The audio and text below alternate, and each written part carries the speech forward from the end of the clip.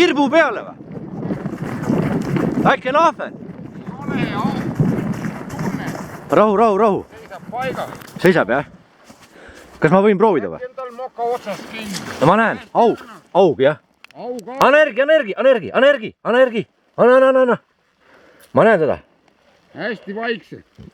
Kas ma olen rumal või? Kui on moka otsast. Energi. Oota. Kurat ja tuleb kirbu otsa. Gunnar, ära ropenda.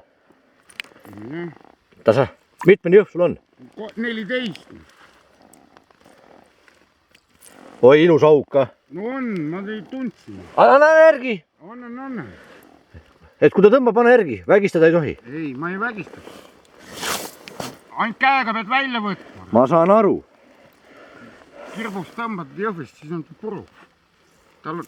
Oi, mokkapidi on kinni ilusti. Lõu alt, jah? Kätt vaja. No tule siis pane oma õng maha, mis sa seisad seal? See raisk. Ära ropenda! Kas muud moodi ei saa neid asju ajada, kui peab kogu ropendama? Mul ei mahu käsi koos augiga auku siin. Mis augiga auku?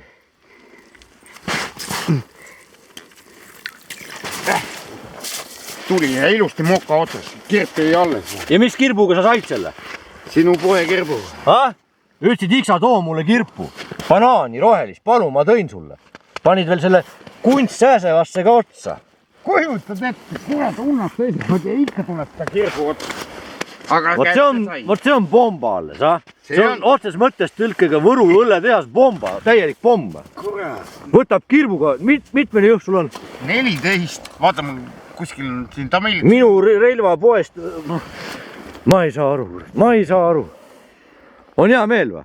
Muidugi on. Ma mõtlesin, et jään kirbust ilma. Kirbust. Kui sa tegutsed õieti, annad rahulikult talle järgi, kui ta tahab, kui ta oleks suhu võtnud. Ma august lähengi kaugele, et ta ei teeks järsku nõksu selle peenikse jõhviga. Nii. Aga ta oli jälle ai kurat, lõpust vahel. Nii, teeme väikse pildi ka nendesse.